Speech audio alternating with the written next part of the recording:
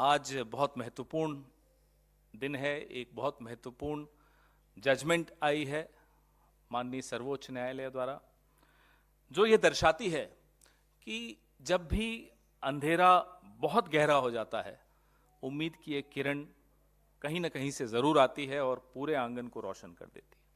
आज माननीय सर्वोच्च न्यायालय से उम्मीद की वो किरण हम सबको दिखाई दे रही है।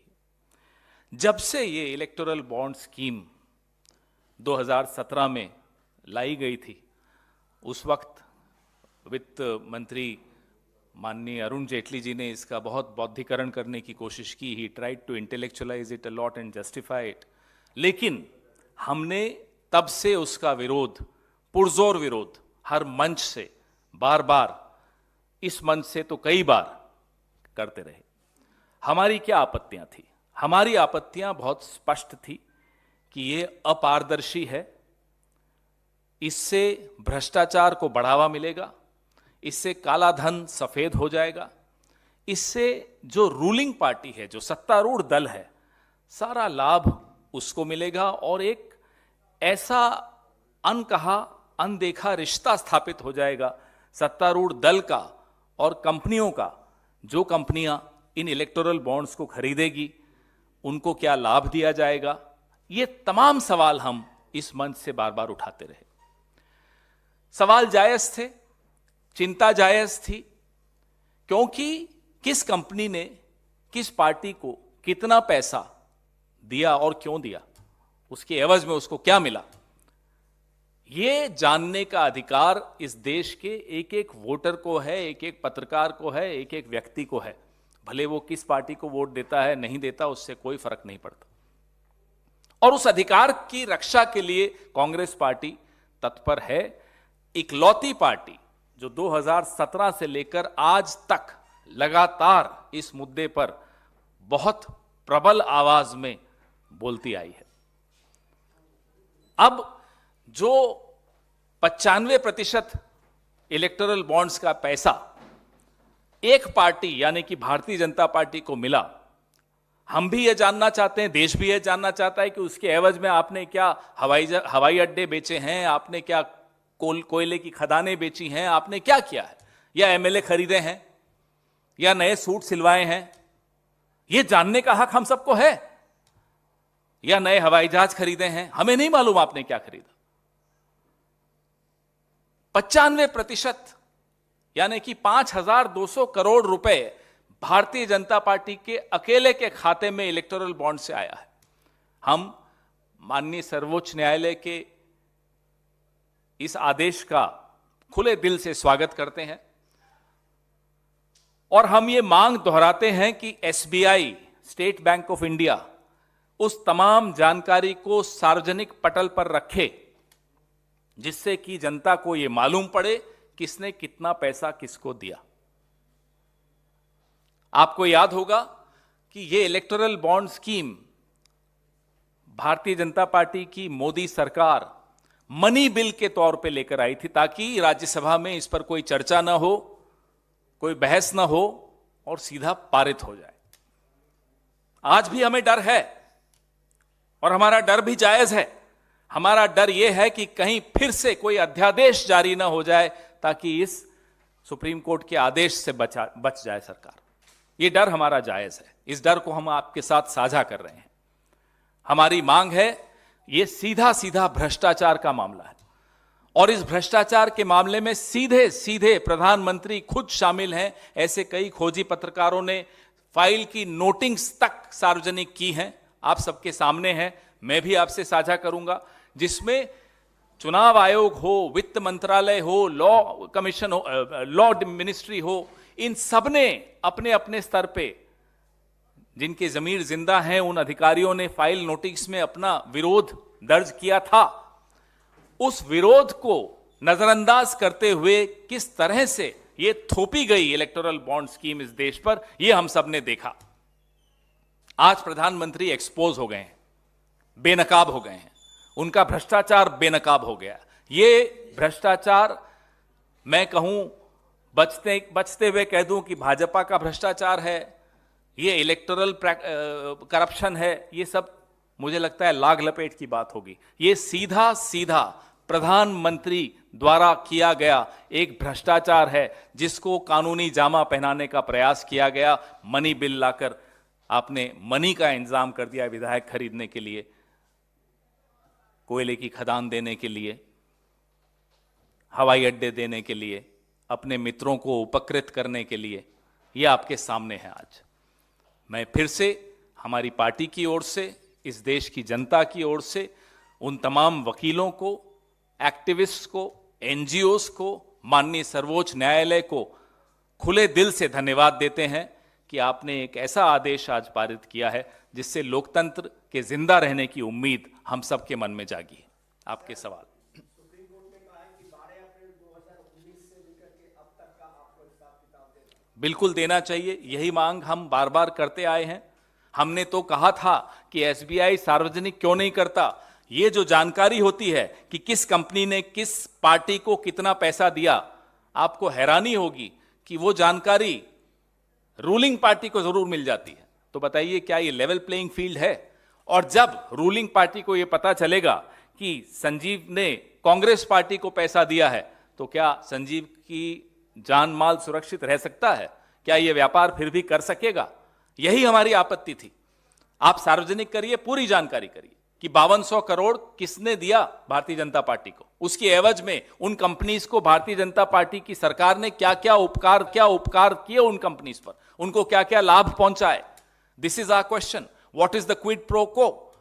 How can 95% of the proceeds of electoral bonds go to one political party, which is the ruling party? Therefore, our question is, in lieu of that money, have you sold, have you given coal mines to those companies? Have you allowed those companies to operate airports? What is the quid pro quo? This is our question.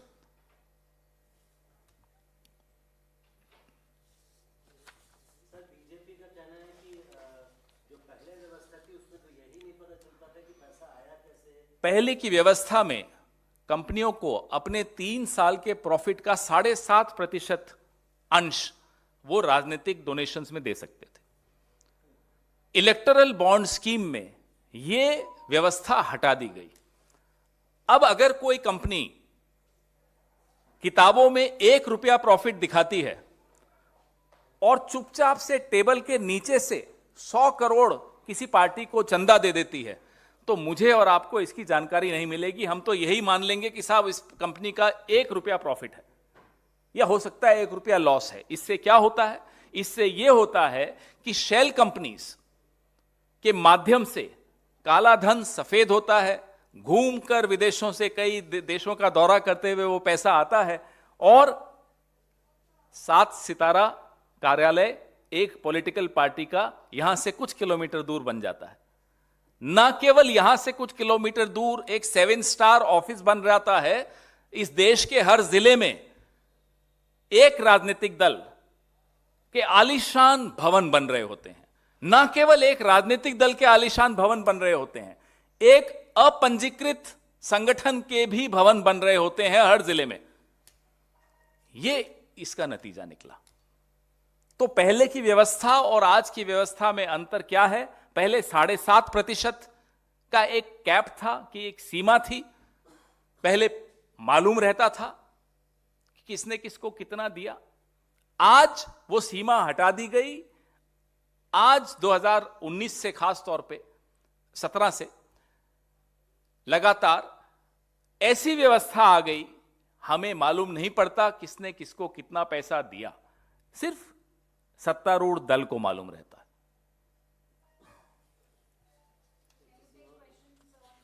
नहीं, this is the most important. I am sorry, please, we ओwe it to the democracy of this country to please focus on this. While you are attacking BJP, a significant chunk of Congress's donation also comes through electoral bonds. Like if you see the 2023 audit report, about 2/3 of the donations 95%, my dear friend, goes to the ruling party of India. And you are interested in the remaining 5%, how much of it came to the Congress party? Well, we have been demanding that this scheme be very transparent. Let the people of India know, because it's their right to know, how much money has been given by whom to which political party. So if we had something to hide, I am sorry, we wouldn't have been the first and the only party to be demanding this transparency. And we again reiterate our demand that the SBI should make every single penny which came to any political party public. क्योंकि इस सरकार की आदत है, इस सरकार ने इतना महत्वपूर्ण कानून मनी बिल के जरिए पिछले दरवाजे से इस देश में लेकर आई, और कोई पहली बार नहीं होगा कि अध्यादेश लाएगी। हर बार इस सरकार की आदत है कि अध्यादेश के रास्ते से जाकर कुछ भी कर सकती है। तो इसलिए हम ये मांग भी अपनी सार्वजनिक कर रहे हैं कि ये भ्रष्टाचार का मामला है, प्रधानमंत्री के दरवाजे पर जाता हुआ भ्रष्टाचार का मामला है, कि उनके बगैर कुछ पत्ते भी नहीं हिलते इस शहर के, क्या इस देश के, और सुना आजकल विदेशों के भी। तो इसलिए ये भ्रष्टाचार पे आज एक जो हम लोगों का लगातार एक स्टैंड रहा है, उस पे आज माननीय सर्वोच्च न्यायालय ने अपनी मुहर लगा दी है। आज के बाद इलेक्टोरल बॉन्ड्स किसी और रास्ते से, खिड़की, रोशनदान, पिछले दरवाजे से नहीं आने चाहिए इस देश में, और अभी तक की सारी जानकारी एसबीआई को, चुनाव आयोग के सामने रखनी चाहिए और उसको सार्वजनिक करना चाहिए। देश के हर नागरिक को यह जानने का हक है। पूछिए, अभी बहुत सवाल हो सकते हैं, मेरे दिमाग में बहुत सवाल हैं। नहीं नहीं, आप पूछिए, बिल्कुल पूछिए। इसी पर ना? हाँ हाँ। वो कह रहे हैं कि जब पहले पैसा मिलता था तो कोई प्रो को की बात तो पहले भी होनी चाहिए थी, जब पहले आपकी सरकार थी। पहले कोई ऐसी कंपनी जो 1 रुपये का प्रॉफिट दिखाए और 100 करोड़ दे दे, ये संभव नहीं हो सकता था। शेल कंपनीज के माध्यम से इस तरह से काला सफेद होने का कोई संभावना नहीं थी। अब इलेक्टोरल बॉन्ड स्कीम के जरिए यह बहुत आसान हो गया है कि कोई भी 10 शेल कंपनीज कहीं भी खोल दे और चुपचाप से इलेक्टोरल बॉन्ड्स खरीद ले। किस किस को मालूम है? एसबीआई और शहंशाह, और किसी को मालूम नहीं पड़ेगा। और उसके एवज में वो शहंशाह कुछ भी दे सकता है उस कंपनी को, कोयले की खदान दे सकता है, जो बार बार इस मंच पर बैठकर राहुल गांधी ने कितनी बार उनके मित्र गौतम अडानी के विषय में बहुत चर्चा की है। अब हम सब जानना चाहते हैं कि एक विशेष कृपा अपने दोस्त पर जो आपकी हुई है, क्या ये 5200 करोड़ का इससे कोई लेना देना है? हम ये जानना चाहते हैं। भाई ये तो सुप्रीम कोर्ट ने आज कह ही दिया सब कुछ, और जो हम पिछले 6 साल से मांग कर रहे थे, आज उस पर मोहर सुप्रीम कोर्ट ने लगा दी। हमारी तमाम आपत्तियों पर सुप्रीम कोर्ट की मोहर लगी है। तो हम तो आज प्रसन्नचित होकर फिर से अपनी मांग भी दोहरा रहे हैं कि सार्वजनिक किया जाए, और सुप्रीम कोर्ट ने भी आज यही कहा कि सार्वजनिक किया जाए सारे आंकड़े। जब आज सुप्रीम कोर्ट ने इलेक्टोरल बॉन्ड को रद्द करते हुए इसको 3 चीजें बोला। एक कंपनी एक्ट का उल्लंघन है, आरटीआई राइट टू इंफॉर्मेशन का है, और तीसरा पब्लिक रिप्रेजेंटेटिव एक्ट। आपको लगता है कि 2019 से लेकर और अभी तक, तो 2018 में आया और अप्रैल 2019 से लेकर अभी तक जितने भी इलेक्टोरल बॉन्ड के माध्यम से चंदा दिए गए वो गैर संवैधानिक तरीके, क्योंकि अगर ये बॉन्ड ही रद्द कर दिया सुप्रीम कोर्ट ने, क्या वो सारी राशि जो है उसको कॉन्फिस्केट किया जाना चाहिए? भाई देखिए, सुप्रीम कोर्ट का ऑर्डर आपके सामने है। अब हम इंतजार कर रहे हैं सरकार क्या जवाब देती है, क्या बोलती है, क्या स्टैंड लेती है, अध्यादेश लाती है या इस ऑर्डर को अक्षरशः फॉलो करती है, उसका पालन करती है। नहीं तो my name is bond, James bond सुना था आपने, my name is bond, electoral bond भी अब आपने सुना है। आपको लगता है कि कांग्रेस विपक्षी दल आगामी लोकसभा चुनाव में लेवल प्लेइंग फील्ड सुनिश्चित करने में कोई मदद मिलेगी इस फैसले? बिल्कुल, इस फैसले का हम स्वागत करते हैं, क्योंकि ये जो इलेक्टोरल बॉन्ड स्कीम थी ये वन साइडेड थी, एक तरफा थी, एक अनहोली अलायंस बन चुका था शेल कंपनीज का, दोस्तों का और सत्तारूढ़ दल का। इस मिलीभगत में न आपको कुछ जानकारी मिलती थी एज अ वोटर, न हमें as opposition level playing field मिलती थी। जो उद्योग घराने हैं वो हमें देने से भी डरते थे कि उन्हें मालूम है सीधा शहंशाह को मालूम पड़ जाएगा, और शहंशाह को मालूम पड़ जाए तो फिर क्या होगा वो आप जानते हैं। तो लेवल प्लेइंग फील्ड का अंत 2017 में ये शुरू हुआ, 18-19 में लागू हुआ, और अब जाकर फिर से सुप्रीम कोर्ट के आदेश से रद्द हुआ। लोकसभा चुनाव से पहले ये फैसला सुप्रीम कोर्ट ने दिया है, आपको लगता है कि जब चुनाव होंगे तो इस फैसले की कहीं ना कहीं जो बड़ी पहल है उससे कहीं ना कहीं लोकसभा चुनाव में भी विपक्ष की पार्टियों को मजबूती मिलेगी? अगर ये चीज सामने आ लोकतंत्र को मजबूती मिलेगी, आवश्यक है। एक वोटर का ये जानने का अधिकार है कि उसके देश के राजनीतिक दलों के पास पैसा कहां से आ रहा है, उस पैसे का स्रोत क्या है, कितना पैसा दिया गया, क्यों दिया गया, यह जानने का हक है। और राजनीतिक दलों का यह कर्तव्य है कि लोगों को ये जानकारी दें।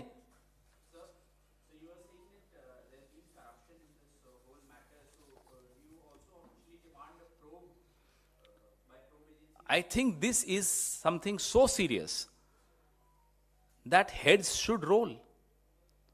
Who is behind this scheme which covers all tracks, which ensures a totally opaque system of political funding? The accountability must be fixed. The country should know who is behind this corruption. And we all know who is behind this corruption. और ये चुनावी चलने की बात करें तो BJP हमेशा आपसे आगे रही है। यहाँ तक कि 2014 का चुनाव मुझे याद है, अगर आंकड़ा अगर आप बताएंगे कि आपसे डबल चंदा उनको मिला था चुनावी चंदा। तो पहले आपको नकेल अपने सरकार के दौरान क्यों नहीं कसा आप लोगों ने? पैसा कहाँ से आता है बीजेपी को? नहीं, देखिए, अलग अलग समय पर हमारी सरकारों ने, हमारी पार्टी ने कोशिश पूरी की कि जितना हो सके पारदर्शी बने यह सिस्टम, यह व्यवस्था। और कोई भी व्यवस्था धीरे धीरे परिपक्व होती है, धीरे धीरे पूरी तरह से एक ऐसे स्तर पर पहुंचती है जहां आप कह सकते हैं हाँ साहब ये व्यवस्था बिल्कुल सुचारू रूप से चल सकती है और बिल्कुल सही है। समय लगता है उसमें, लेकिन अचानक 2014 के बाद इस देश में एक ऐसी सरकार आई जो किसी भी व्यवस्था की यात्रा में एक बहुत बड़ा स्पीड ब्रेकर लगा दिया कि नहीं साहब अब तो सब कुछ पर्दे के पीछे होगा। मुझे याद है राज्यसभा में जब मनी बिल स्वर्गीय श्री अरुण जेटली उसको डिफेंड कर रहे थे, तो द वे ही इंटेलेक्चुअलाइज्ड इट, उसका ऐसा बौद्धिकरण किया उन्होंने कि हमें बहुत सोचना पड़ा इसका कैसे जवाब दें। आज समझ में आता है कि उसका बौद्धिकरण किया ही इसीलिए गया था कि हम और आप ज्यादा सवाल ना उठा पाए, हम और आप इसको, क्योंकि इतना बौद्धिकरण हो गया हम इसको स्वीकार कर लें कि अरे साहब इतना इंटेलिजेंटली बोला गया तो सही होगा। लेकिन नहीं, उसके पीछे एक अपारदर्शी योजना थी। अगर वो अपारदर्शी नहीं होती, अगर भारतीय जनता पार्टी की सरकार को इतना आत्मविश्वास था तो उसको मनी बिल की हैसियत क्यों दी गई, का दर्जा क्यों दिया गया, उस रास्ते से क्यों लाया गया, क्यों नहीं उस पर चर्चा होने दी? ये बहुत महत्वपूर्ण मुद्दा है, इस पर तो चर्चा होनी चाहिए।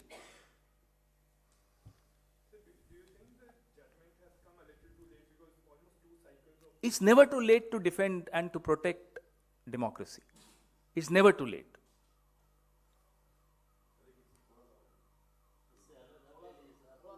अब मैंने उनको तो डांटते हुए बोल दिया, वो क्या कहेंगी फिर मुझे?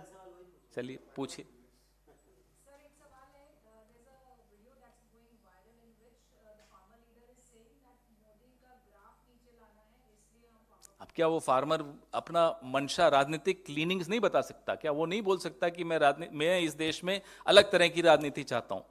किसान बोल दे कि मुझे मोदी को हराना है तो वो देशद्रोही हो गया? कमाल है साहब। 2014 में तो आप में से कई लोग बोलते थे कि हमें कांग्रेस को हराना है, तो हमने तो आपको देशद्रोही नहीं कहा था। उसमें क्या हो गया? किसान का हक नहीं है क्या? वो वोटर नहीं है क्या? मोदी जी को वोट दे तो वो हिंदुस्तानी है, देश प्रेमी है, देशभक्त है। मोदी जी के खिलाफ बोले तो वो देशद्रोही है। ये किस तरह की व्यवस्था ला रहे हैं साहब? तो करना चाहते हैं लोग, क्योंकि ये ग्राफ बहुत ही आर्टिफिशियल ढंग से ऊंचा किया गया है बॉट्स के माध्यम से। सोशल मीडिया में किस तरह से इस ग्राफ को ऊंचा रखा जाता है हम भी समझते हैं, आप भी समझते हैं। आर्टिफिशियल इंटेलिजेंस का दुरुपयोग हम भी देख रहे हैं, कौन क्या क्या कितना कितना कर रहा है। वक्त आने दीजिए, कई लोग तिहाड़ में होंगे। सुन लीजिए ये ग्राफ कैसे ऊपर रखा जाता है, अब आप सुन लीजिए, क्योंकि उसमें आप सब भी भागीदार हैं, आपके जो मालिक हैं वो भी भागीदार हैं। कैसे उन पर दबाव होता है, उन पर किस तरह की व्यवस्था होती है, आपस में किस तरह की लेन देन होती है कि वो ग्राफ ऊपर रखा जाए। कौन है हिरेन जोशी? मैं फिर पूछता हूं, क्यों आप लोगों को एसएमएस भेजते हैं, वो क्यों व्हाट्सएप मैसेज आते हैं आपके एडिटर्स के पास हिरेन जोशी के? ये ग्राफ ऊपर ऐसे रखा जाता है। तो अगर कोई इस ग्राफ को सही मांगों को लेकर सड़क पर उतर रहा है नीचे लाने के लिए, तो क्या गलत है? ये ग्राफ ऊपर ही रहेगा और आर्टिफिशियल ही रहेगा। क्यों? हेडलाइन मैनेज की जा रही है जिस देश में, वहां आप कहते हैं कि ग्राफ ऊपर क्यों नहीं रहना चाहिए। असल में क्या है, बाहर आकर देखें ना मोदी जी, बुलाएं किसानों को अपने घर पे, या जाएं किसानों से मिलने, जाएं बेरोजगार नौजवानों से मिलने। 1 घंटे में 2 बेरोजगार नौजवान आत्महत्या कर रहे हैं इस देश में। ये ग्राफ ऊपर दिख रहा है आपको?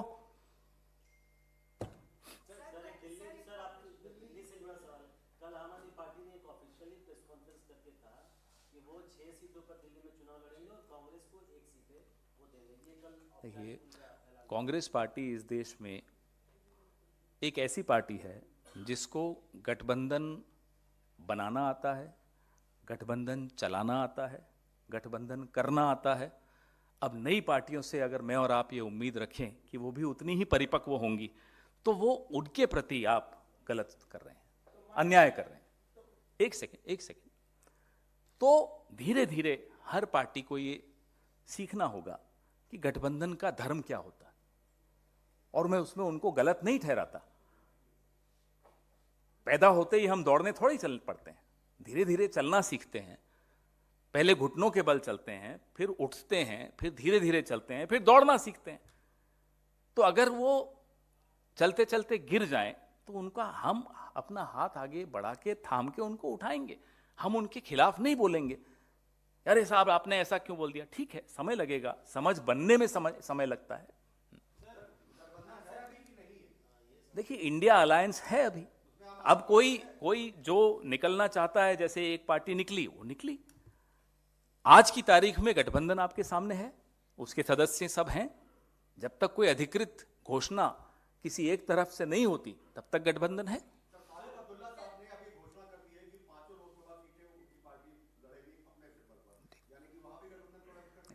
चर्चा होगी इस पर भी, फिर उस पर जो भी निष्कर्ष निकलेगा आपको जरूर बताएंगे।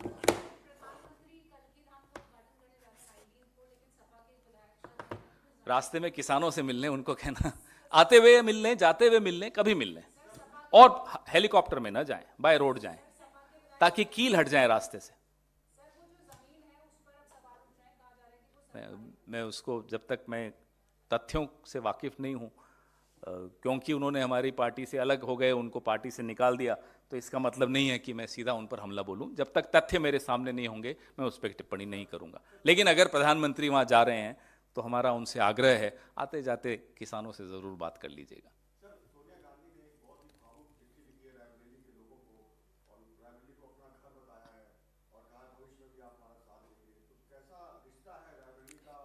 ये एक दिल का रिश्ता है, दिल का भी रिश्ता है और दर्द का भी रिश्ता है। जिन परिवार के सदस्यों ने, गांधी परिवार के सदस्यों ने रायबरेली का प्रतिनिधित्व किया, उनका जो योगदान इस देश की रचना में है, वो रायबरेली के लोग नहीं भूल सकते, क्योंकि उन्हीं के आशीर्वाद से इस परिवार के लोग उस काबिल बने कि इस देश की इतनी सेवा अपने खून से कर पाए, ना केवल अपने पसीने से। बिल्कुल बना रहेगा। अब देखिए, इसमें ये एक भावुक पत्र है, ये एक भावनाओं का रिश्ता है रायबरेली के लोगों का और इस परिवार का और कांग्रेस के एक सबसे महत्वपूर्ण हमारी जो नेता हैं उनका। उसको आप अलग अलग कयास लगाएं, मुझे नहीं लगता कि वो उचित है।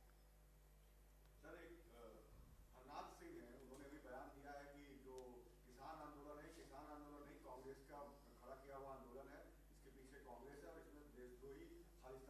अभी मैंने आज सुबह एक ट्वीट किया था अटल जी का एक भाषण, किसान आंदोलन उस जमाने में हमारे खिलाफ हुआ था और अटल जी ने बड़ा जोशीला भाषण दिया था कि हम लोग जरूरत पड़ी तो खुलकर इन किसानों के समर्थन में सड़क पर उतरेंगे। अटल जी देशद्रोही थे, तो भारतीय जनता पार्टी करे तो रासलीला, ये कैसे कब तक चलेगा?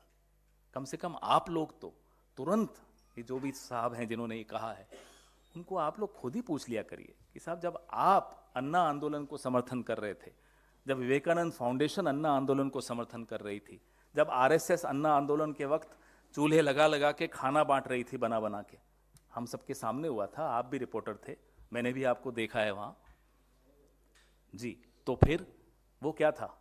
देशद्रोह था। ये लोकतंत्र है। लोकतंत्र में रक्त का संचार आंदोलनों से होता है, विपक्ष से होता है, विरोध से होता है। पल्लवी पटेल जो है कबीरा वाली की इंडिया अलायंस का हिस्सा है, दिल्ली में वो शामिल भी हुई थी, जैसे उपसाद महोदय को विधानसभा चुनाव हराया था। वो उनकी अखिलेश यादव से नाराजगी हो गई, खुलकर उन्होंने कहा है कि हम विधानसभा। देखिए अभी अखिलेश से नाराज है वो, लेकिन राहुल गांधी की भारत जोड़ो न्याय यात्रा में शामिल होगी, इससे क्या अखिलेश नाराज नहीं होंगे? नहीं, ये छोटी छोटी विवाद, छोटे छोटे मनमुटाव परिवारों में भी होते हैं, ठीक है।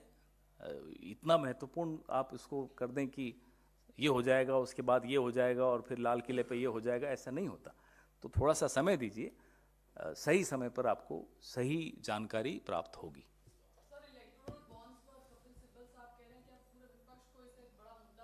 ये मुद्दा है, ये मुद्दा बन चुका है, ना केवल पूरे विपक्ष के लिए, बिल्कुल सही कह रहे हैं सिब्बल साहब, ये मुद्दा इस देश के नागरिकों के लिए बन चुका है। हम तो अभी यहाँ से निकल कर सोच रहे हैं रालेगांव को फोन करें अन्ना जी को, साहब कहाँ हैं, आ जाइए। ये मुद्दा सिविल सोसाइटी के लिए है, ये मुद्दा मीडिया के लिए है, ये मुद्दा एक एक वोटर के लिए है, जिसको ये जानने का हक है कि किस पार्टी को किस कंपनी ने कितना पैसा क्यों दिया। आप क्योंकि लेट आए इसलिए मैं दोहरा रहा हूं। Which party got how much money from which company for what quid pro quo? It's a right of every single voter to know. And we are grateful to the Honorable Supreme Court and all the lawyers who fought to restore democracy in this country.